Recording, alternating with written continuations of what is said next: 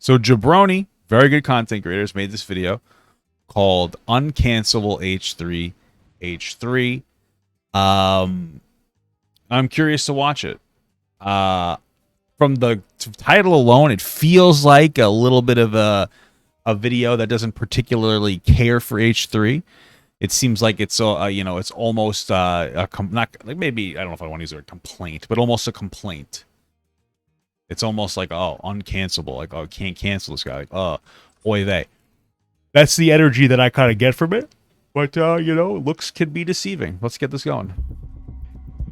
Today we have no sponsors because oh, Ethan's a hypocrite. Cough. That unsubscribe button is down there. Click it and go subscribe to Keemstar, hit that bell, and enjoy the ride. Whoa. And if Though, I will say one thing. Here's the thing. No, not for nothing. It just clicked because he said that. Like, possibly one of the reasons why Ethan is uncancelable is because there is truly no alternative. I mean, really think about it. Like, really think about it with your old noodle. What's the alternative here? Because, like, if you're like, I feel Ethan, I would say, is, whether you like him or not, the most successful podcast in this realm. Like, I know that there's other YouTubers, but he's like in, whether you like it or, he's still in like the commentary realm. What's the alternative? There's nothing that you could be like, you know what? I haven't been liking Ethan lately. I'm going to go to XYZ. It really just doesn't, it doesn't exist. So, yeah, you can go subscribe to the Keemstar, but what are you going to do? You're going to sit there and listen to a drama alert, once a week now because he barely posts? You know what I mean? Like, there's no alternative, truly. I got to make that alternative. I got to find a good co-host.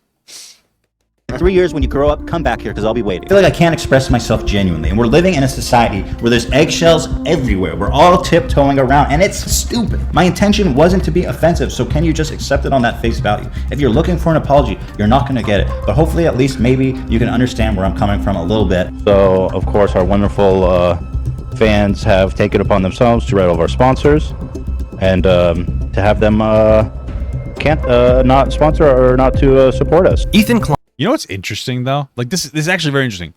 It seems like, from what I've noticed, Ethan got more... It was more negative for Ethan's career to get... To make that joke about... And poor taste about that gay person. Right? Like, he made that joke, that gay joke or whatever, where the James Charles Bottom joke, it wasn't really that bad, but the issue was that, like, a gay fan called in, they were like upset, and he like responded to that, and he was like kind of rude to the person, right? And that's what people cancel him over. It's interesting that he got canceled for something that in my opinion, was kind of innocuous. Innocuous? Am I using the right word? I don't know. Among Us? Anyway. But when he made that joke, very insensitive joke about bombing the NRA building, he got banned for a week by YouTube, but I don't think he lost any sponsors for that. It's just very interesting what people do and don't care about, Klein is a media and entertainment mogul. Between his channels, he's amassed nearly 13 million subscribers on YouTube alone. But lots of people have lots of YouTube subscribers. What makes Ethan special is his ability to adapt, to survive as his environment changes around him, and new threats emerge from new corners of the internet. Depending on who you ask, Ethan might be the next evolution of YouTuber, on the cutting edge of survival of the fittest, delivering content that's relevant and in demand for years on end. Or he might be something less savory, willing to make compromises to save his own skin, throwing weight off a sinking ship until there's nothing left to throw overboard but himself. You see, this guy's been making content since the Jurassic period of YouTube back in 2013. Ethan has had more people try to cancel him, end his career, get him banned, downvote his videos, and unsubscribe than most creators will ever have fans. But Ethan isn't passive in all this, quite the opposite. Ethan is a fighter. And again, depending on your perspective, he's either a master of sticking to his morals or sticking his foot in his mouth. Let's take a look at the evidence together to see what truly makes H3H3 uncancelable. Uncumable. Ethan's oldest videos visible on his channel come from 2013, when YouTube was a completely different place. Emerging from the primordial goo of this website at the time were creators like Sky Does Minecraft, Smosh, and Toby Turner. But outside the mainstream gaming creators and late-night talk show hosts that YouTube was promoting in an attempt to attract more advertisers, there was an edgy subculture making content for a completely different audience. Creators like Pewdiepie, Filthy Frank, iDubbbz, and Max Mofo were pushing the boundaries of edgy content on YouTube, making prank videos, gross-out challenges, and videos addressing topics normally considered too taboo to talk openly about, all while having a ton of fun were their specialty. This This is the crowd that H3H3 would associate with at the beginning of his career. Ethan's channel specifically featured meme edits, satirical sketches, and reaction videos. At the start, the H3H3 channel was just a place for Ethan's wife Hila to upload her videos for her art class. But the channel quickly grew into much more than— Is that where it started? That's cute.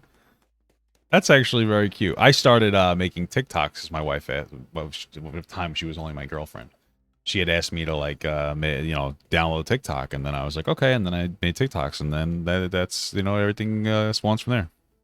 Than that. By 2015, Ethan was making fun of pretty much any absurd thing he could find on the internet, and the channel exploded, crossing 100,000 subscribers. During this era, almost all of the channel's content was based on making fun of social movements Ethan thought were absurd, feminists and social justice warriors, and prank YouTubers who faked their videos and followed scummy trends.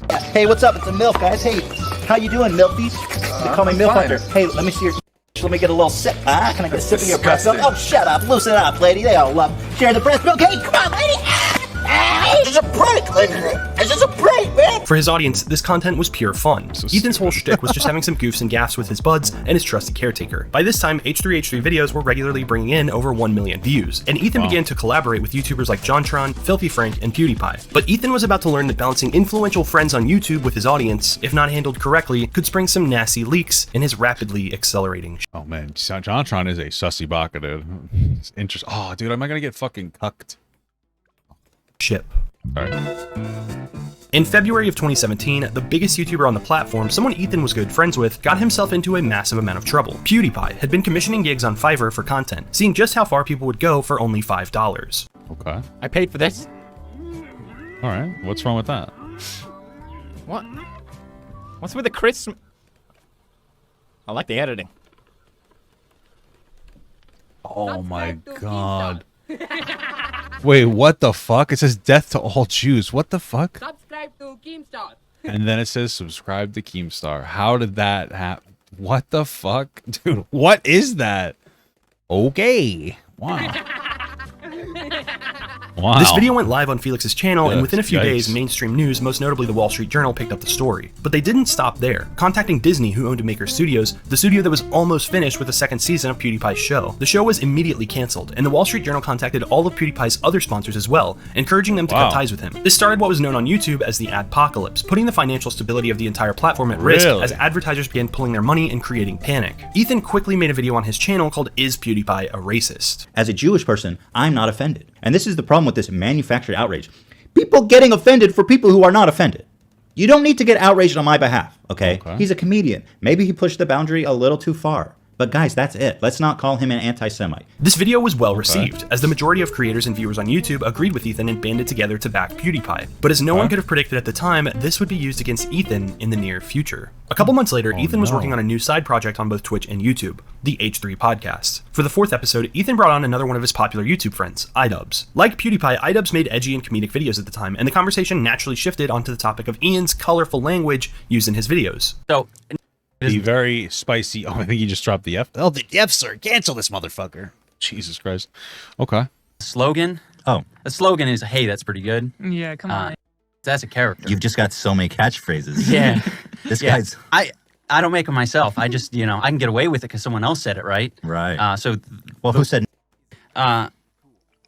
An unfortunate gentleman whose Kickstarter I made fun of. Oh, really? I didn't know that. Yeah. I love that I can just say it, though. Yeah. Like, I feel so like you're using it a little liberally. I love saying it's so wonderful. God. Now you're gonna get shit for it. This podcast was received Why well, this with a break? majority of likes and a decent amount of views. Ethan's audience at the time didn't have a problem with this kind of language, and everyone, Ethan included, seemed to believe the words weren't hurtful when used. Well, this is the thing, man, and I think that people don't like. They don't like to. They don't. Maybe they just don't like to hear this point. Okay, we've evolved socially rapidly. I would argue more over the last even 5 years than we have the previous 50 years. I think with the advent of the internet, we've been rapidly moving in a more progressive direction, and it's not necessarily a bad thing. It's not a bad thing that people aren't openly and comfortably and using the N-word. That's not we should have never been doing that in the first place, right? But it is true that we've been shifting very very quickly, and so the reason that I say that is because, like, even a few years ago, that was more acceptable. That was what you would consider on the line. And for edgy comedians type people, that on the line stuff, that's what they're playing. So obviously when the social narrative shifts, that of course is like less okay, and rightfully so. It shouldn't be okay. But like back then that was unfortunately like more okay. Right? So in this context. Just 5 months later, PewDiePie would have another blunder. While live streaming, he had a heated moment and called the person who killed him in PUBG the N-word. Once again, news outlets erupted condemning PewDiePie. But what was different this time was Ethan's response. I don't think Felix is a racist person, but god damn, he really kind of just was really comfortable using that word. well, listen, like, not that I love running defense for Ethan. I don't know how much the social narrative changed at this point. But like, regardless, there is a difference, and you shouldn't say it in general, but at this time, this is probably more of like the status quo perspective. There's a difference between saying it like within that context, like I guess, versus saying it hatefully. Maybe I'm being too charitable. I don't know. Okay. It was 5 months. Like you're reaching for all these words, right? And you're like, oh, let me just like a little and bump for you. I mean, I know this is a point a lot of people say, but it certainly seems like that's not the first time he's used that word in that context. And look, if you joke around with your friends privately, we say offensive things privately when we're joking with our friends because we all find it funny for one reason or other. But goddamn, dog, you're freaking live streaming. I think it's gross. Yeah, on a personal level, I think it's gross. It's irresponsible, and it's not cool. I mean, he's 27 years old. At this point, he should know better than and beyond that, he's freaking PewDiePie. He's the biggest YouTuber. He represents all of us. It needs to be more responsible, especially after we all stuck our necks out to defend him. Disappointed is how. Yeah, you know, it is interesting though, because like I can really like I think this is like so far because I've seen this kind of argument before where it's hypocritical. I don't know. I think that this is probably the best display that I've seen of like the context possible. Of like, yeah, it was hypocritical because just 5 months ago, him and Dubs were just throwing off the epic pogger, F slur, and the N word for funsies. Woo, teehee. And like now, it's not even 5 months later, and Felix says it, and like it seems a little hypocritical. Again, I would still say that the best argument that Ethan probably has, is the fact that like he said it out of anger, I guess, rather than like it within a specific context. But it still would be wrong. Yeah. Describe my feelings on There's that. also an argument to be made too if you compare it to the death to all Jews joke. Is that like Ethan is Jewish, so like he can speak on like issues of Jewish people, whereas like you can't really speak on the N word as like a white Jewish person. I mean, if you're a black Jewish person, I was gonna say you can't do that as a Jewish person, but you can if you're Lenny Kravitz, right? But I don't think Ethan is the Lenny Kravitz, so but you get my point. That'll make it. Ethan's audience was not happy with his assessment. No, I don't think Ethan's racist either. It's just it seems like the argument is that like he's applying a double standard. Where like he's like it's okay for him to do something more than it is other people. Like when Ethan engages in a bad behavior, it's like more okay than if you do. That's the argument that's being presented here. I don't think that people necessarily are calling him racist.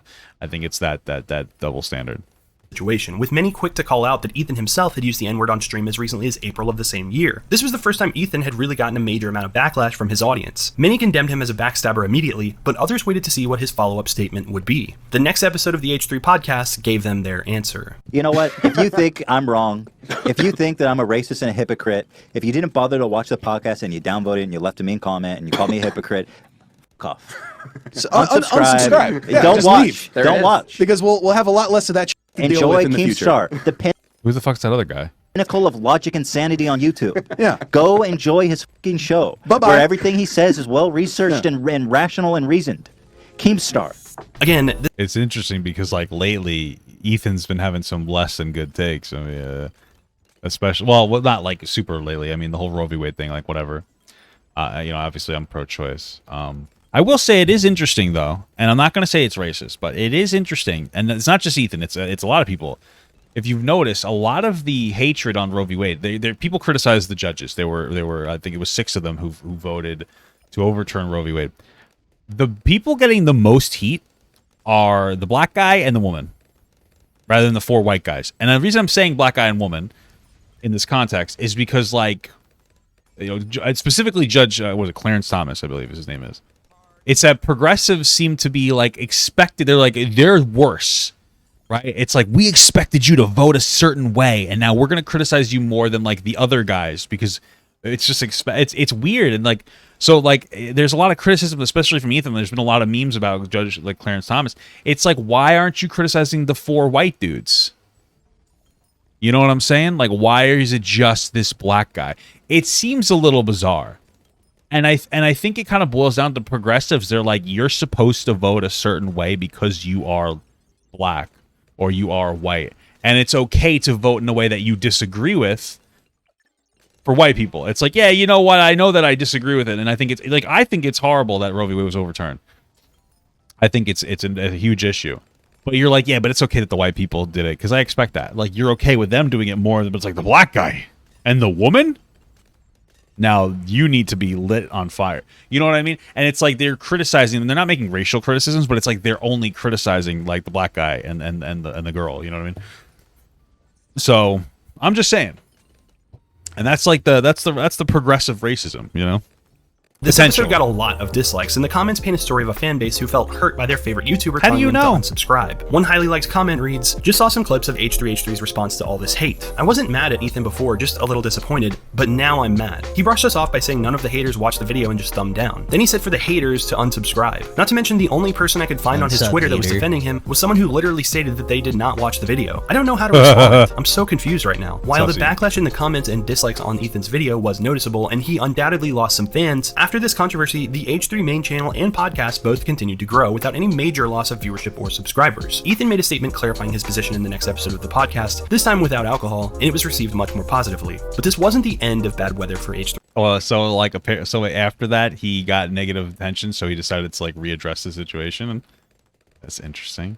There does seem to be a little bit of a pattern of that, though, doesn't there? Where like Ethan will say something, and then people won't like it, so he'll say it again, but in a way that makes people feel better. I mean, everybody makes mistakes. I'm just pointing out that my personal experience with, you know, hearing him say stuff. H3H3, just another calm before the storm. In March of 2018, Ethan would inadvertently start a Twitter firestorm. He made a joke saying his member had just touched the inside of a toilet bowl and that he was going to have to cut it off. Then he made a follow-up tweet saying, "My name is Ellen now, call me Ellen." This was a step too far for many online who began to call Ethan transphobic. This is so dumb, because this is such a stupid joke. The joke is that like when your pee-pee touches the toilet bowl, it's yucky. That's pretty much the whole joke. But, you know, I guess at this point he's been slowly generating more like, you know, progressive fans or toxic fans, and that's why they got upset. I don't really know. Seems like a ridiculous thing to get upset about, though. This tweet in particular got nearly 1,000 likes by the time it was screenshotted. The thread got so much attention that even Justin Roiland, the co-creator of Rick and Morty, commented on this situation. Ethan ended up making a video on his main channel to address the situation called "Apologies If You Were Offended." Now, this is the first time I've ever been accused of being like racist or transphobic or anything like that. One of these things where people get on the soapbox and they have to apologize and your sponsors find out and YouTube. It's like one of these things, right? It didn't really escalate that far, but I felt like I was under the microscope of like, hey, this guy's a bigot. Or I don't know what people say. Let me turn on the siren for the joke police. Hold on. Just because you were offended by a joke doesn't mean that the joke was inherently offensive. I feel that people are apologizing for too much. I personally feel, and you'll know that if you've been watching our channel, that people are too sensitive and demanding of apologies over shit. So maybe I am being childish about it. I mean, the joke itself was childish to begin with. But to say that I owe you or anybody an apology it's not true. I don't. This video was very well received, with a few million views and very few dislikes. Ethan's audience at the time flooded the comment section with remarks saying it was refreshing to see someone unapologetically make jokes like this without backing down. Ethan had effortlessly thwarted a situation that threatened to cancel him, and he did it in a way that his audience liked and respected him for, by branding himself as a comedian and claiming that offensive jokes are okay. But Ethan wouldn't keep this stance for much longer. Yeah. Well, that looks like a gun to his head. Okay. In October of 2018, a YouTuber called Gokanaru released a bombshell video that would pose the biggest threat to Ethan's reputation on YouTube so far. The video was about 95 minutes long and outlined several criticisms of Ethan's content and character that had been talked about online, but never put together in one cohesive piece of content. In the video, Gokanaru talks about the perceived backstabbing of Pewdiepie and some of Ethan's blunders from his podcast. He talks about the episode where Ethan brought the YouTuber JonTron on, and I've never watched this. wanted to talk about a controversy that John wasn't comfortable talking about. And even though John asked to change the subject, Ethan kept pushing relentlessly. He talks about the episode when Bill... Well, good. I mean, not for nothing, but I know the controversy that he's talking about, and you should be pushing him on that. So the controversy was that John Tron talked to Destiny. You should know who Destiny is. He's a large political streamer. And he was basically justifying... Like he was basically saying that we shouldn't be taking any non-white people into the country, and he was like, we need to preserve the white race. So, like, you know, in my opinion, after watching a bit of that segment, he didn't do enough. He should have pushed harder. Like, bro, the motherfucker was like, well, I'm afraid white people are gonna disappear. So, like, you know, I personally don't give a shit about this whole like Ethan pushed him too hard. To me, that statement, you know, kind of it communicates to me that if you think that it was a problem to push John Tron, I don't care if he's uncomfortable, then you shouldn't have fucking said that shit.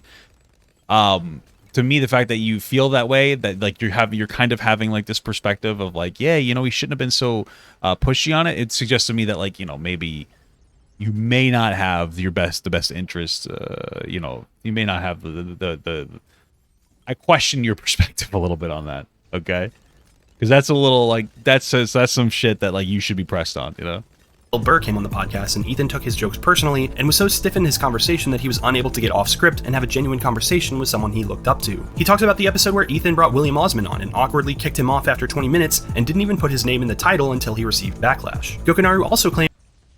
Well, I don't know the specifics of that, but, like, what does that matter? It sounds like he pulled a smaller creator on, he had him on for 20 minutes, and then he went on to another segment.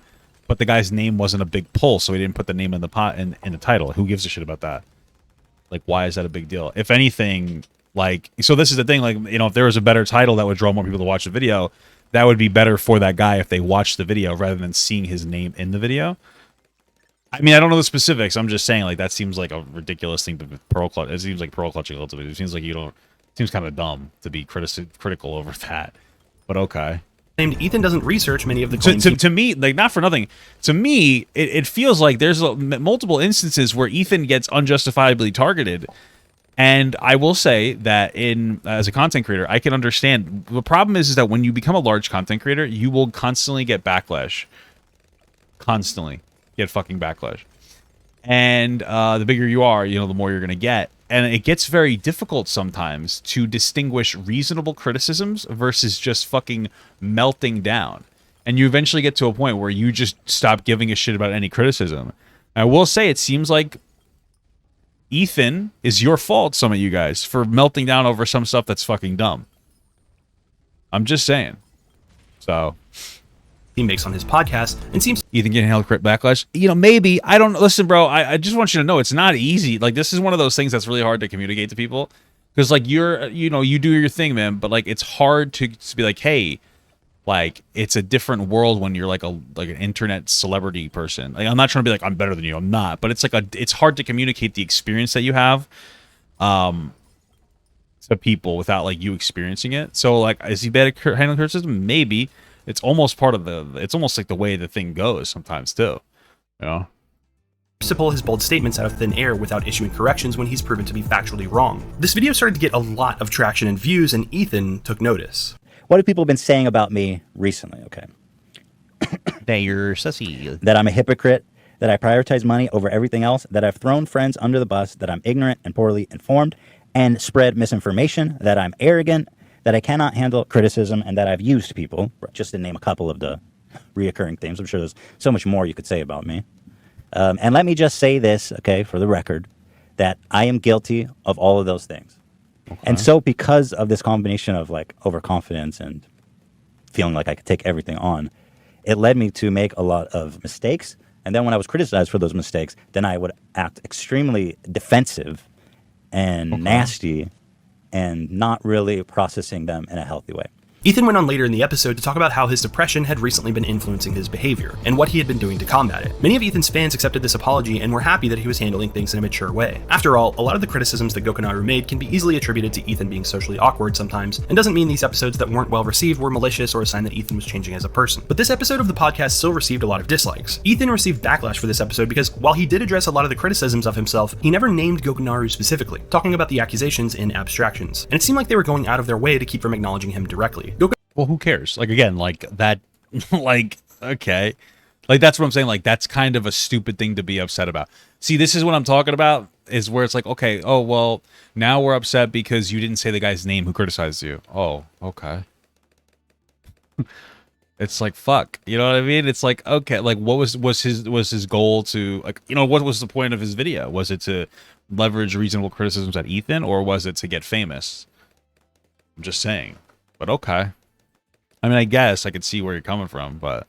Gokanaru would show in a follow-up video that Ethan had, in fact, searched for his name, taking a screenshot from Ethan's laptop during the podcast. And in case there's any doubt in anybody's mind that, you know, he's actually seen the video... Like, I can see why this guy is, like, on his grind. He's like, yeah, I know that it's from me. Like, I get why he's feeling that way, because he's the one who put the work together.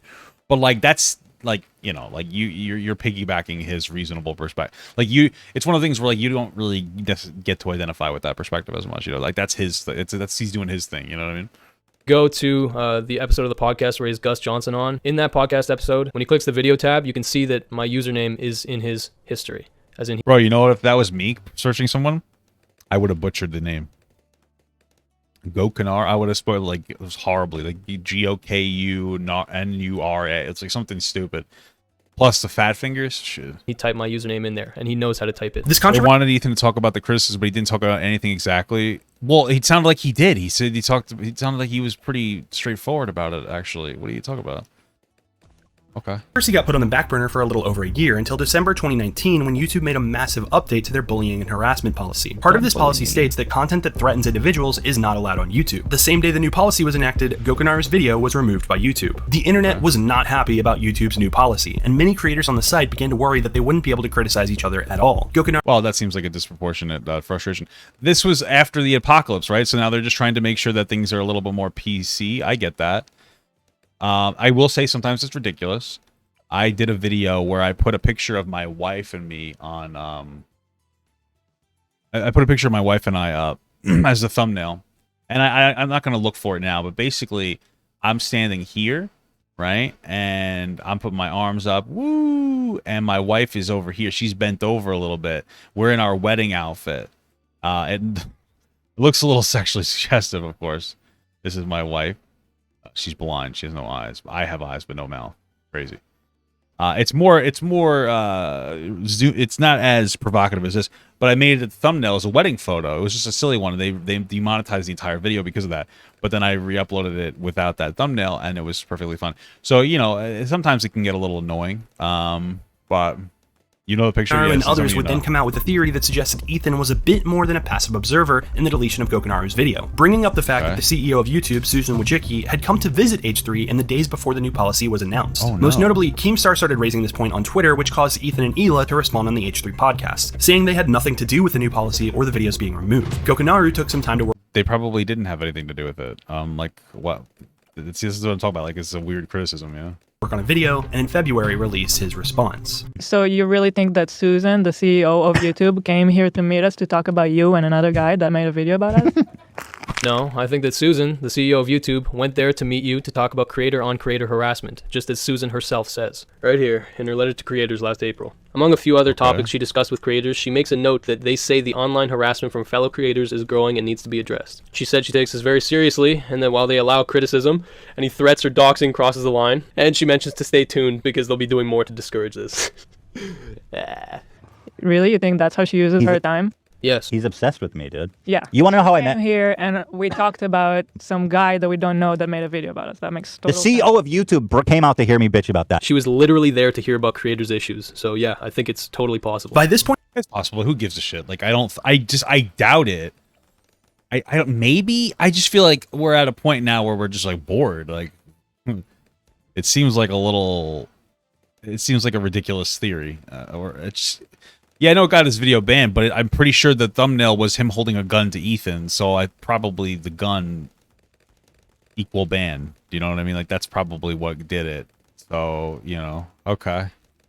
Point in Ethan's career, the feud between him and Keemstar had been going on for so long, and both sides had taken so many shots, that it was easy for Ethan's audience to assume that since Keemstar made this argument, it wasn't true. Ethan's audience would probably have been more open to listening if Gokanaru had been the spokesperson for this theory rather than Keemstar, but since Keem's channel and following were much bigger, his claims got all the spotlight and response on the H3 podcast, while Ethan and Hila continued to claim they didn't know who Gokanaru was. Some guy that we don't know that made a video about it. Then in May, well, that doesn't mean they don't know who it is. They just don't want to give him attention. But yeah. Something changed. Ethan released his massive 3-part series on Keemstar, the Content Nuke Trilogy. This series reminded people of call-out videos from YouTube's past, and it was massively successful. As a way to retaliate, on May 25th, Keemstar uploaded an edited and cleaned up version of Gokanaru's video to his channel, one that Keemstar claimed abided by the new guidelines and wouldn't be taken down by YouTube. Keem claimed this is the video that Ethan doesn't want people to see. Within 4 hours, the video was removed by YouTube. This added more fuel to the fire of people believing Ethan personally had something to do. Why did they get removed? Why did it get removed? With Interesting. getting the video taken down. In response, Ethan decided the best way to convince people he wasn't hiding anything would be to respond directly to the video. And in the H3 podcast episode 192, he does just that. Ethan mentions at the beginning of the podcast that so many people had been making so many videos critical of him that it would be crazy to try to respond to each one, and that looking harsh criticism directly in the face is difficult when you receive so much of it. Ethan also went on to reiterate that he had nothing to do with the video being removed. Why?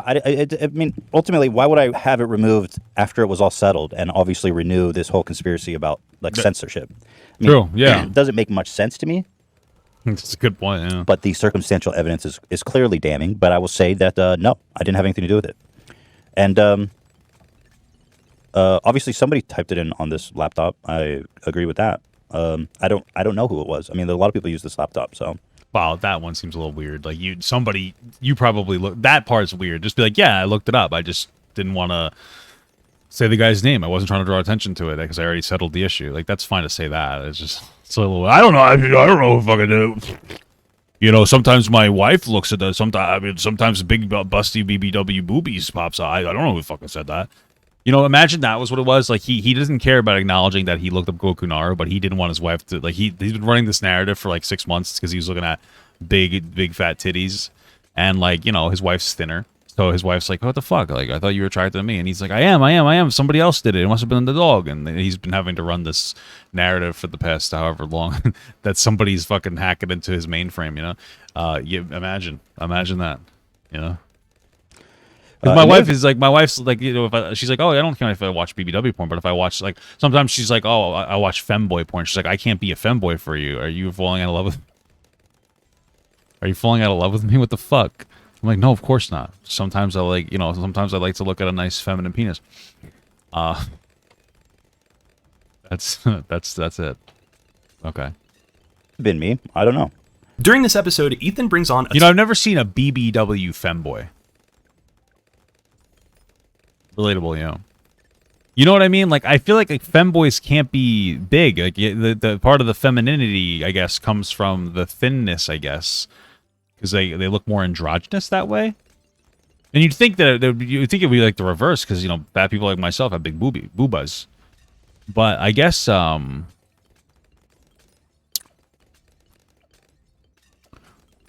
not. Ton of people to defend himself and his character, including Pewdiepie, JonTron, and even shows a clip of Keemstar himself talking about an old yes, JonTron, the most credible person I could think of. Drama where he sides with Ethan. And with that, the effectiveness of Gokanaru's video to expose or discredit Ethan to his audience was pretty much gone. The video was hard blocked on YouTube, and Ethan had finally acknowledged its existence by name. The Ethan versus Keemstar feud had become so reductive as to resemble a sports rivalry, with fans taking their respective sides regardless of what anyone was saying. But Gokanaru and Keemstar were far from the last people to go after Ethan, as even bigger threats to Ethan's credibility and career were just over the horizon. Who dat? Mudahar's mistake. In April of 2020, popular YouTuber Some Ordinary Gamers, aka Mudahar, uploaded a video called The Hypocrisy of Ethan Klein. In this video, Mudahar makes a series of allegations against Ethan, but goes on to say that his biggest problem he has with Ethan is his ego that's put on display during the podcast. As an example of this, Mudahar shows that Jeff Bezos recently gave $100 million to a nonprofit food bank. It was the early months of the pandemic, and there was a lot of uncertainty about the future around the world. According to Mudahar, on one of Ethan's podcasts, he had donation shamed Jeff Bezos for donating so little of his net worth. Ethan did the exact same same thing. He looked at. I mean, I think Ethan is part of it. Said he's going through his like anti-capitalism arc, and he's like, "What the fuck?" I mean, if you think about it, Jeff Bezos does not get taxed enough. So I mean, can we criticize Ethan too much? I don't know. You be the judge. But I don't know, man. Anyway. He looked at Jeff Bezos, said, "Wow, the richest guy in the world only gave $100 million," and just completely shit on it. Now, I'm just going to say this much, okay? Donation shaming. Just for context, Mudahar is a very large capitalist. Unironically, I remember I was in a conversation with him a couple weeks ago. I did a conversation with it was like him, Keemstar, Nicholas Iorio, Augie, a bunch of people, and I was joking about communism being like based and stuff, and he believed me, and he's like, "No, fuck that," and that's it. But it's funny. Ethan, okay, let me just put it out there. To look at someone donate and then immediately look at how much they're worth is so f***ing toxic. It's not even funny. Why? But he made that take, and then it's also hypocritical because it's one of those things where like if you get into like a conversation, when you really boil it down, it's like, okay, so donate. The fact that people need to donate in the first place is kind of ridiculous. Like theoretically. And I know this is just a theory, and like, or ideally is a better way to say it. We should be collecting the correct amount of taxes for people to be able to like support things the correct way, but we don't, and then we use donations to subsidize that. And not all donations don't necessarily go where they need to go. Like a lot of donations will go for raising awareness, like breast cancer. A lot of it goes to raising awareness for breast cancer.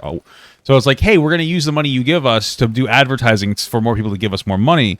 And it's like, it makes sense, but it's also insane if you think about it, because it's like, oh, what the fuck? Like, I'd rather that money go to breast cancer. No. It goes to advertise for breast cancer. Oh, what the fuck? You know what I mean? And then, breast cancer is very well funded, but then you have things like, autoimmune diseases are good, for instance here. And those are like pretty underfunded. Prostate cancer, I believe, is also a bit underfunded. You know what I mean? So like, these are the issues, and that's when you get to kind of boil it down to the nitty gritty, Bob. Same guy that lives in a $10 million fucking mansion, look it up, and hasn't donated as far as I'm considered to COVID-19. Munahar also brought up the fact that Ethan had only donated $1,000 to Team Trees when he himself was a multimillionaire. Ethan would go on to respond in his own video called Everybody Loves Ethan just a few days later. The video starts out with a self-aware intro of Ethan and Hila sarcastically talking about how they hadn't changed at all since the beginning of their careers on YouTube as they walk around their mansion. You may have noticed our beautiful LA mansion. And no, it's not a set. It's really where we live. Oh, sour. Hey, don't tell people where we live. Well, it's their business too, Hila. Everybody's got a right to know where we live. Hey, but didn't we move because we kept getting swatted? Well, yes, Hila, but don't worry about that. We've got 2 vicious guard dogs to protect us. Ethan goes on to say that he never actually donation shamed Bezos, going through some clips of him criticizing Bezos and some companies, but never actually donation shaming him. In fact, Munahar had already released a follow-up video where he says Ethan never actually donation shamed Bezos. Ethan then shows some dates, proving that he had called out billionaires on Twitter about 2 weeks before Bezos made his donation. Maybe this tweet is where Munahar originally got the idea that Ethan had donation shamed Bezos, or maybe it was this thumbnail. Ethan claimed that Munahar leaving his video up was the definition of slander. Then Ethan went on to make the biggest claim of his video. It's the same guy that lives in a $10 million fucking mansion, look it up. So now he gets his fans all riled up about what an evil dude I am, and then encourages them to go find out where I live. It can be argued that Munahar was simply telling people to look up the value of their mansion and not actually telling people to seek out their home address. But it's also easy to see where Ethan is coming from on this point. If someone Googles the value of their house, they might find the address too. Ethan's video was seen as a slam dunk in the YouTube community, and he really looked to be back in his old form. Munahar ended up taking down both of his videos on the situation and issuing an apology. Ethan had not only survived another attempt to expose him, but it had made him stronger. But this rebound wouldn't last forever. If I had millions of dollars, I don't think would I buy a nice car like that? I don't know. I'm not a big frivolous or not for the fancy guy like that. But also, I might get into my boomer phase and buy a really nice car. Anyway.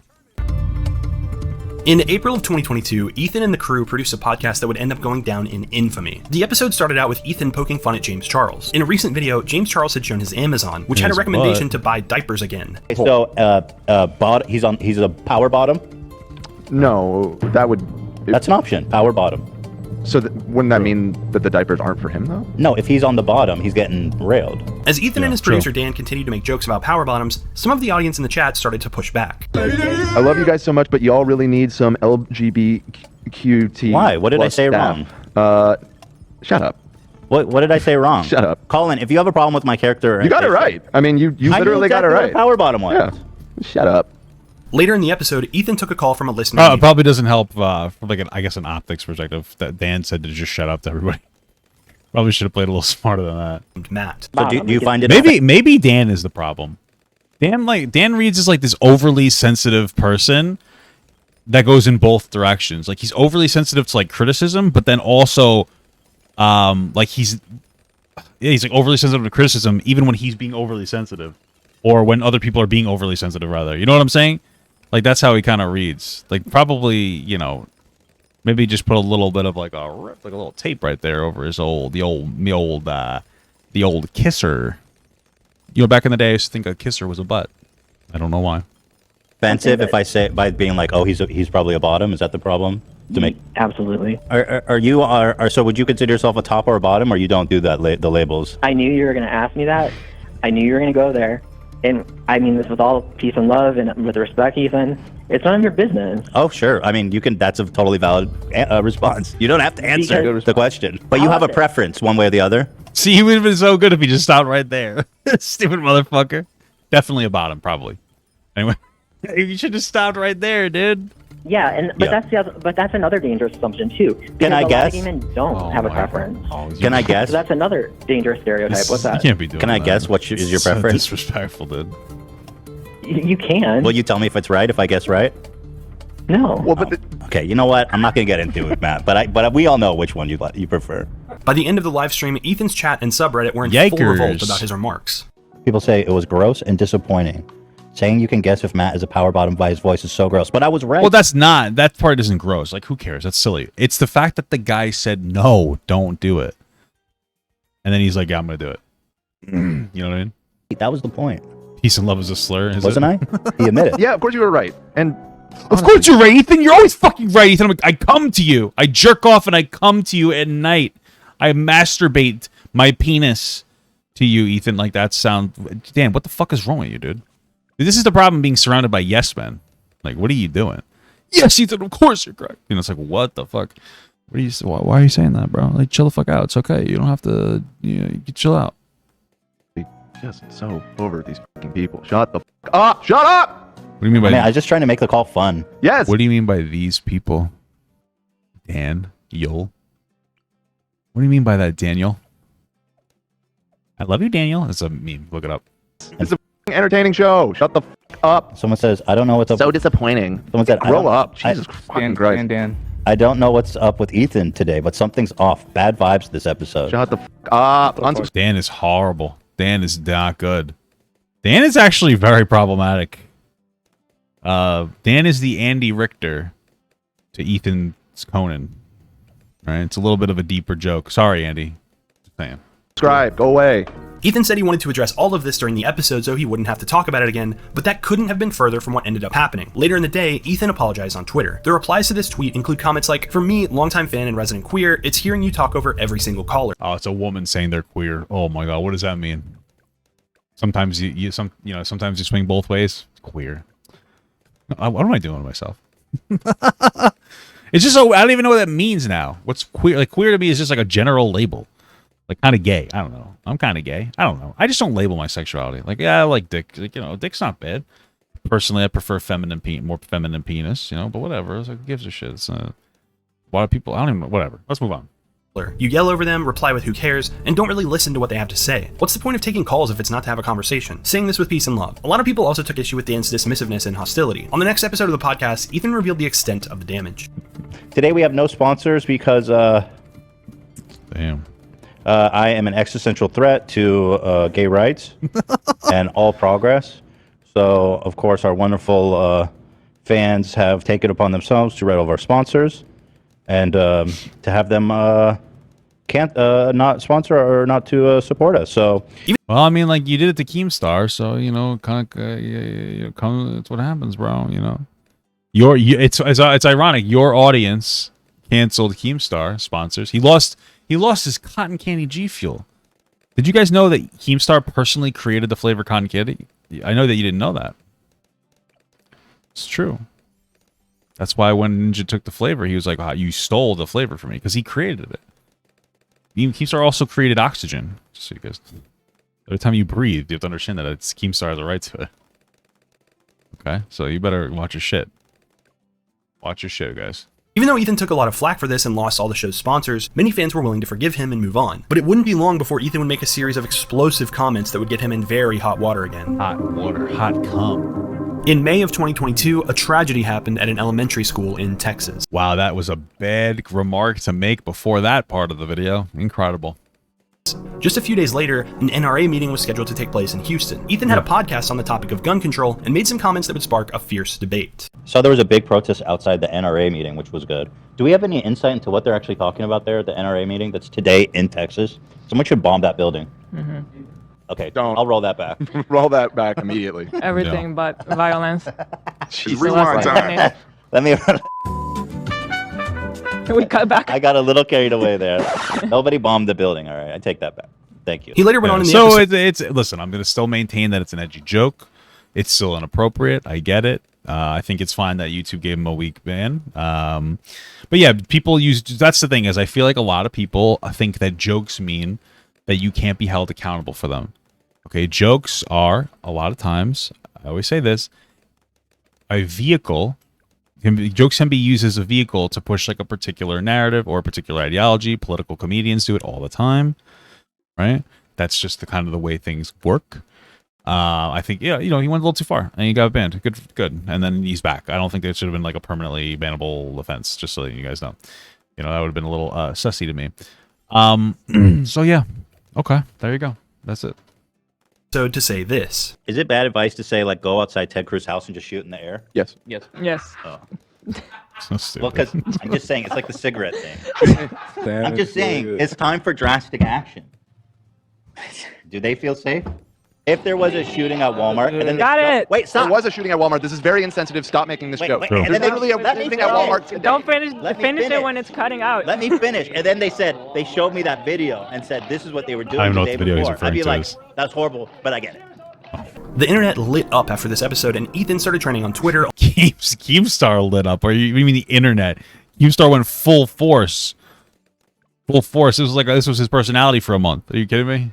Almost immediately. YouTube's response wasn't far behind. Ethan tweeted, "Conservatives got triggered over jokes I told and mass reported me. I got banned for a week and the episode was removed. If only they cared about dead kids as much as they do jokes. True. So I want to say sorry. Sorry y'all are such pathetic snowflakes." The NRA and Abbott. Abbott being the governor of Texas, who Ethan blames for the tragedy. Ethan received pretty predictable reactions. Well, I will say, because I can understand why he was frustrated. I mean, like, really, if you think about it, like, bro, there was a mass shooting. It was a horrible tragedy. I believe it was 17 kids and 2 adults, or was it 19 kids and 2 adults?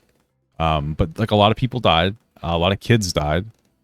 And then a week later in Texas, NRA meeting, ha ha ha. And the NRA is, frankly, I believe in some capacity, almost criminal. I mean, they fund... They're constantly, like, they're lobbying for themselves. I don't know if I would use the word criminal, but they're lobbying for themselves to not have any gun restriction. And then conservatives are just fucking eating it up. And most people want common sense gun control. Okay? So, what the fuck?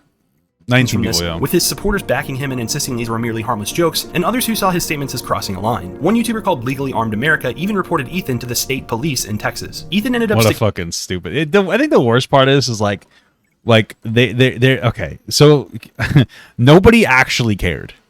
Realistically speaking, this guy didn't care. It was like 4 days later. He's like, I want to report this, and he wasn't like upset or anything. It's more of just like we have something to fucking like be upset about. Like when like progressives are upset about something, they're genuinely upset, even though they're always upset about something stupid because progressives are dumb. Like leftists are fucking losers. But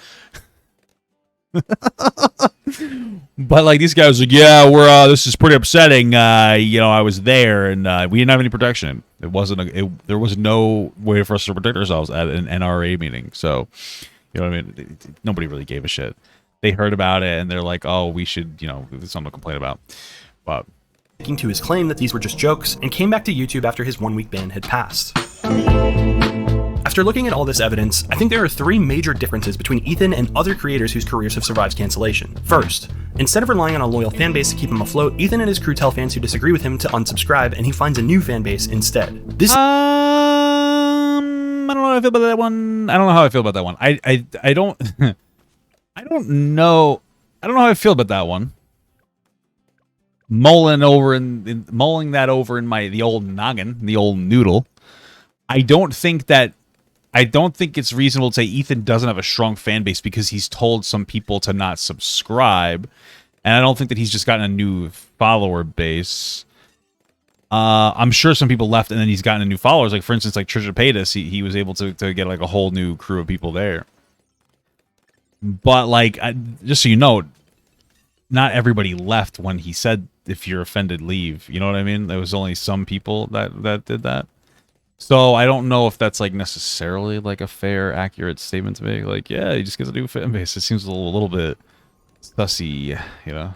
This leaves a smaller core group of supporters around, and those who were on the fence end up leaving. He relies on this core fan base buying memberships to the channel and buying Teddy Fresh to fund the H3H3 media empire. Well, I mean, he makes like 1 million views an episode, so I don't necessarily think he needs that.